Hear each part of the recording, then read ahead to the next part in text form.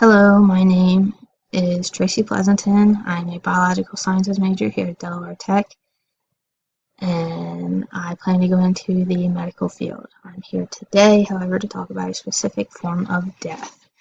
Now, it's not something people want to talk about very often because it's deeply personal and emotional, and everyone has their own experiences with it, but that's why it needs to be talked about because everyone has to face it at some point. Specifically, I'm here to talk about physician-assisted death today, which is where a terminally ill patient will put in a request to a legal physician to receive a medication that will put an end to their daily suffering, and they can take it when and where they want. It's not legal across the U.S. simply because of the misconceptions brought about by misinformed people. But if more informed awareness is brought to the topic, then there will be a bigger push for legalization and more people can end their suffering. So today I will talk about why patients make the decision, why doctors make the approval decision, the availability to patients as well as research in other countries, and this treatment versus no treatment.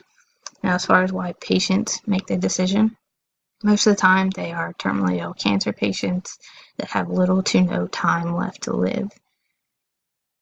And they've tried clinical trials and nothing has worked to this point.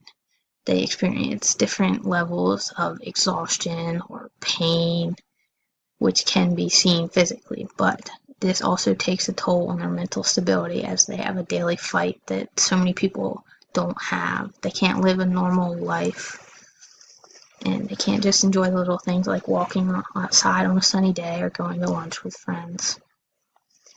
They have so many fears like losing their dignity, abandonment, or burdening their loved ones. And this can lead to levels of depression, which just adds on to their daily suffering.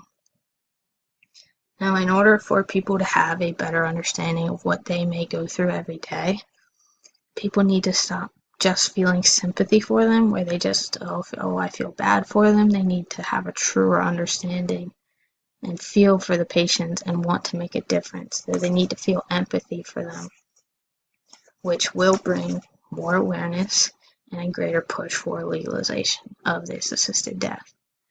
Now, when doctors make the approval decision, they have to consider that it is a deeply controversial topic. There's a great divide because misinformed people do not get the whole picture. They simply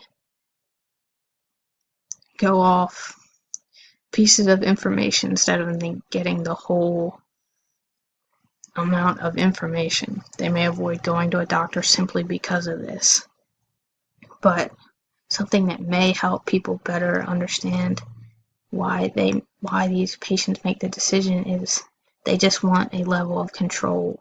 They may receive this medication but not take it simply because they just want to have something they can control in their lives when everything else is so uncontrollable. And if more doctors will give these medications, make these approval decisions, then people can have that little level control, which people would be more willing to understand. Now, moving on to availability to patients, this relies heavily on the perception, again, of assisted death because people don't get the full amount of information.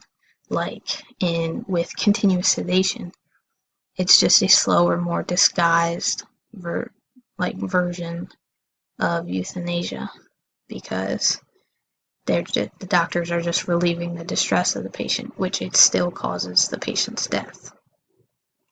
The social stigma around things like physician-assisted death is often called assisted suicide instead. And when people hear suicide, they think, the people just gave up, or they just wanted an easy way out of their tough situation. But a little bit of research can blow away that misconception.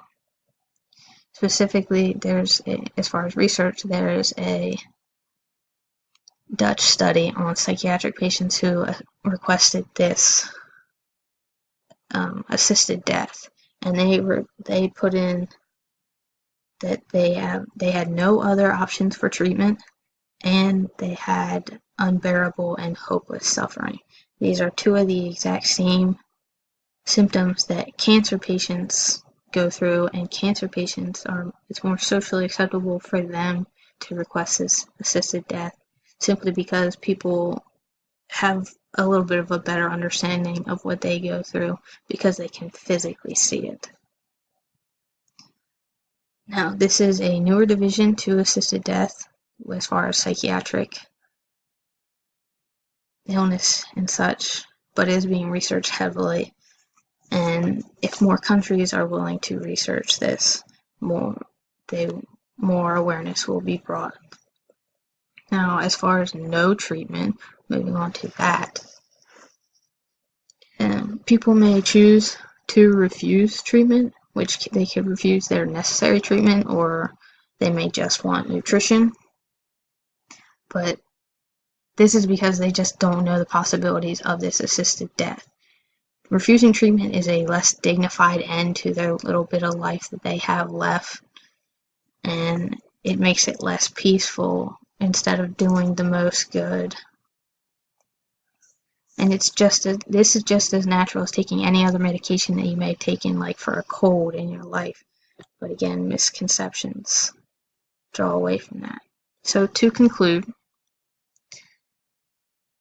people and understanding and an awareness is all that is needed for this topic to have a greater push for legalization.